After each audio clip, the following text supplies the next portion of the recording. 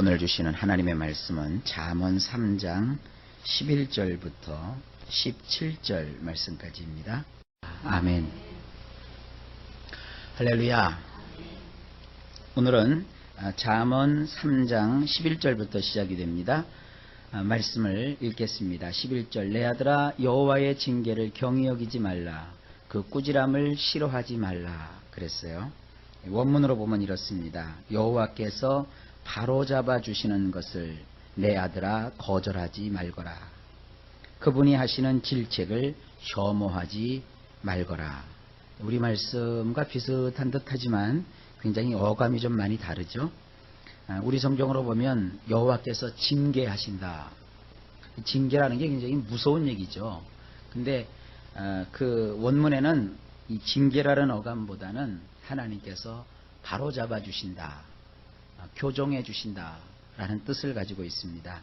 하나님은 우리의 삶 속에서 그냥 막 혼내키고 우리를 향해서 진노하시고 분노하시고, 이제 그렇게 여러분들이 우리 성경을 보면서 이해할 수 있지만 그런 것이 아니라 원래 하나님은 그 사랑하는 아들을 바로잡아 주시는 분이십니다.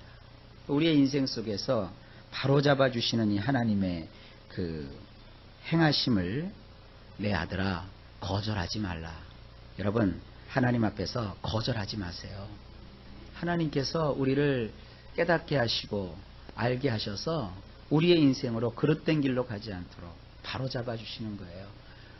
자식된 도리로서 부모의 말 들어가지고 삐뚤어진 일이 없습니다. 도둑놈이라 할지라도 자기 자식에게는 도둑질 가르치지 않지요.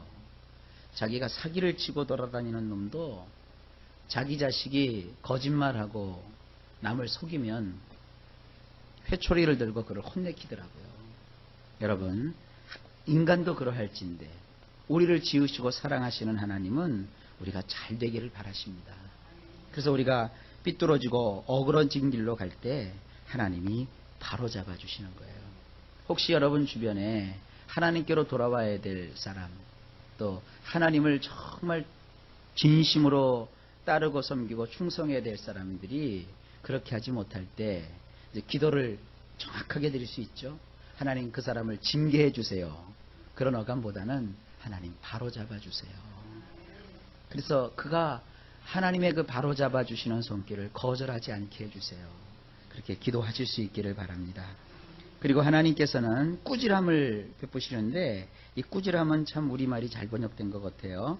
근데 원문도 역시 마찬가지입니다. 저는 이것을 꾸지람이라는 말 대신에 질책이라는 말로 번역을 했어요. 그 하나님께서 우리를 질책하실 때가 있다고요. 근데 그것을 혐오하지 말라. 아유 지긋지긋해. 이게 혐오하는 거예요. 아유 지긋지긋해. 제발 좀 말지. 그렇게 하지 말라 이거예요. 하나님이 나를 깨우쳐 주시는구나. 근데 하나님께서 우리를 질책하시고 또 우리를 꾸짖는 방법은 가장 좋은 게 뭐냐? 말씀을 통해서 꾸짖으세요. 그러니까 말씀을 제일 좋은 건 읽으면서 깨달으면 좋은데 이게 그렇지 않거든요. 성경 보면 자기한테 좋은 것만 자꾸 보지 자기를 하나님께서 꾸짖고 질책하는 것은 잘 안 보게 돼요. 두 번째는 설교를 들으면서 깨닫는 거예요. 이것도 어렵진 않아요. 목사님들이 하나님 말씀을 연구해서 우리 성도들에게 맞는 그 말씀을 가지고 전한다고요. 그때 그것을 딱 듣고 마음에 부닥치는 게 있다고요. 딱 부닥치면 속상하죠. 목사님이 또 나를 치시나, 또 누구한테 저 말을 들으셨나, 뭐 이런 생각, 그런 거 하지 마세요. 그거는 마음에 은혜가 없는 거예요. 자, 읽고 듣는데 깨닫지 못하면 하나님께서 슬슬 환경을 통해서 우리를 질책하기 시작하십니다. 제일 쉬운 게 뭐냐면 첫 번째 단계는 아차 하는 순간을 자꾸 만드세요. 이런 게 있잖아요. 조금만 됐으면 큰일 날 뻔했는데 요럴 때 빨리 깨달으셔야 돼요. 요때도 못 깨닫고 그냥 그 길로 가면 이제 하나님께서 툭 건드리세요. 귀찮은 일이 자꾸 생겨요. 저쪽 그 호남 사람들의 그 사투리로 하면 성가신 일이 자꾸 생기기 시작해요. 툭 하나님이 건드리신다. 이 툭툭 건드리는 게 이게 보통 어려운 게 아닙니다. 애들 이렇게 놀 때 보면 되게 큰 뭐 삼촌이나 이런 사람이 집에 오면 삼촌들이 집에 있는 꼬마들 귀엽잖아요. 그러니까 밥 먹을 때도 툭 건드리고 놀다가도 툭 건드리면 애가 막 노이로제에 걸려요. 그것처럼 하나님께서 천사의 손길을 통해서 혹은 사람을 통해서 사건을 통해서 툭툭 건드리시다고요. 자꾸 성가신 일이 생겨요. 빨리 그때 깨닫고 주여 하고 나와야 되는데 그러지 않고 그래도 버팅기고 그냥 쭉 나가고 하나님 앞에 짜증 부리고 그렇게 되면 그 다음에 하나님 어떻게 하시는 줄 아십니까? 하나님은 들들 볶아버리세요. 그래서 들들 볶아버려요. 그러니까 막 이렇게 복달되고 저렇게 복달되고 될 것 같으면서도 안 되고 좋을 것 같은 데서도 자꾸 바그러지고 그래서 서슬 자꾸 이렇게 해요. 그래도 말을 안 듣잖아요. 하나님께서요 끓여버리세요. 그래서 막 속이 끓게 하고 삶이 끓게 하고 막 온통 뒤집어 놓으세요. 그래도 안 되면 하나님 마지막 단계 어떻게 버리시느냐? 삶아버리세요. 깜짝달싹 못해서 그냥 누워버리게 하시고 꼼짝 못하게 해요. 그때 누가 가느냐? 이제 목사님이 가셔서 끄집어내오는 거예요. 그러면 목사님 잘못했어요. 좀 살려주세요. 그래서 참 우리 하나님 감사한 게 살려주세요. 잘못했어요. 하나님 이제 바르게 살게요. 그러면 병상에 있더라도 다시 일으켜주시고요. 무너졌어도요 다시 세워주시고 그래요. 요 끝대목에서 아멘이 큰 거 보니까 여러분도 한 번씩 경험해 보셨는가 봐요. 여러분 근데 하나님이 이렇게 우리의 인생에 개입하실 때 그거 싫어하지 마세요. 혐오하지 마세요. 가장 쉬운 건 뭐냐? 말씀 읽다가 또 설교 듣다가 그때 하나님께서 회개거리를 주시거든 돌아서야 될 마음을 주시거든 그때 아버지 앞에 거스르지 마시고 주님 앞에 서시는 축복된 성도들이 되시길 바랍니다.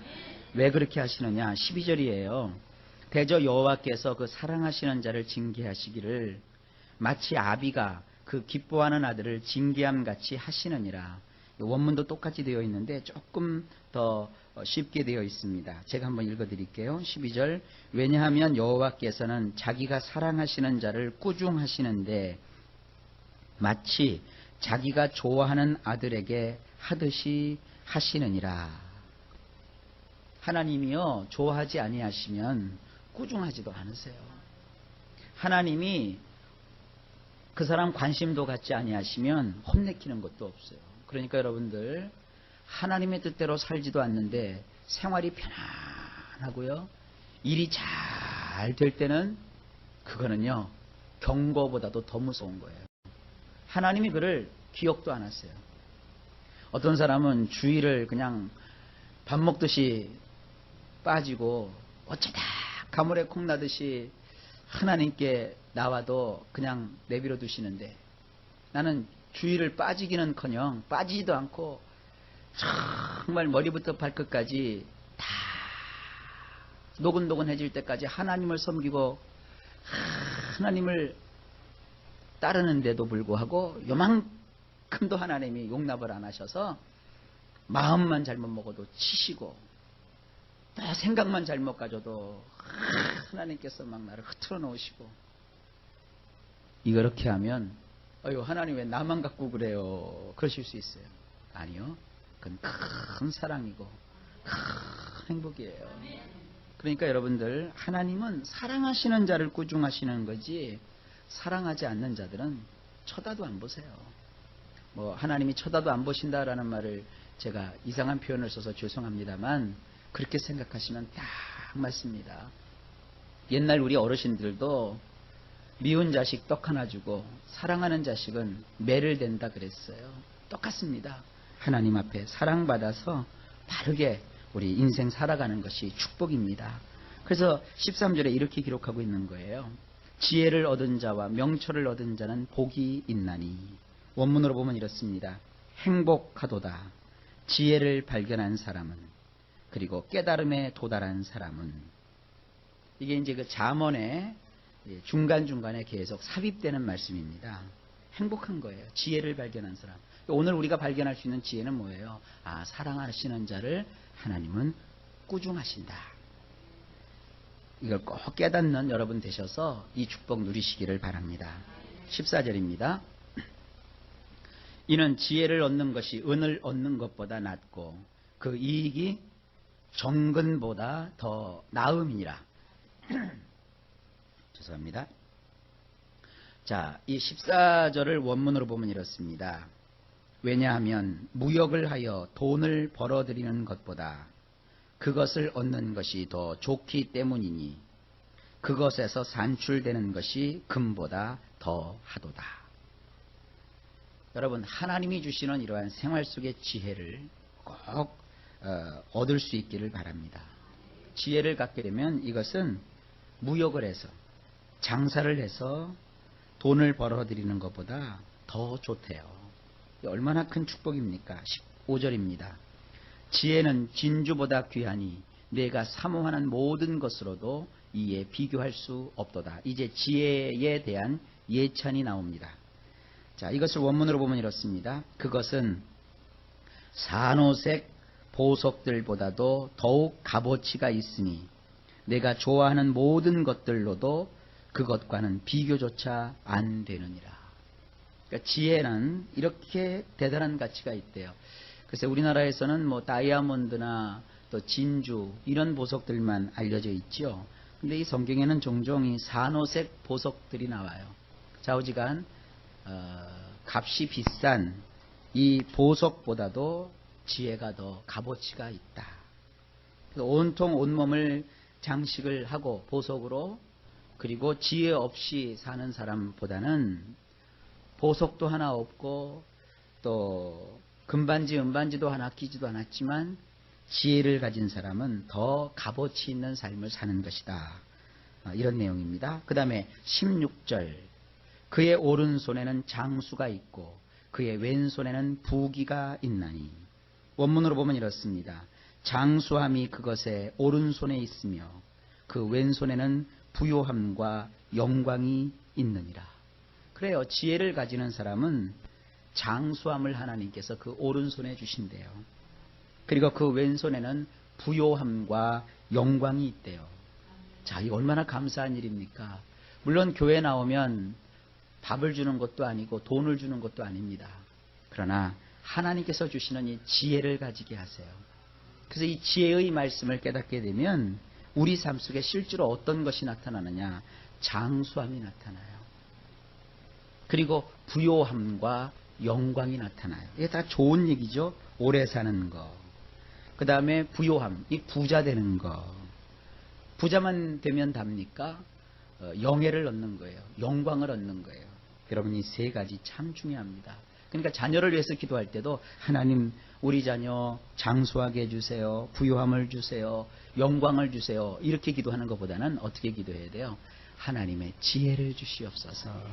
이렇게 꼭 기도하시기 바랍니다. 또 여러분도 이 지혜를 받으셔서 여러분 당대에도 장수하셔야죠.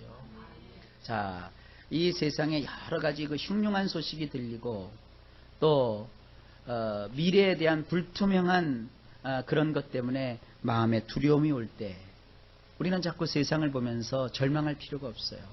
하나님의 지혜를 얻는 것이 중요합니다. 그리고 또 한 가지 지혜에 대한 예찬이 17절에 나옵니다.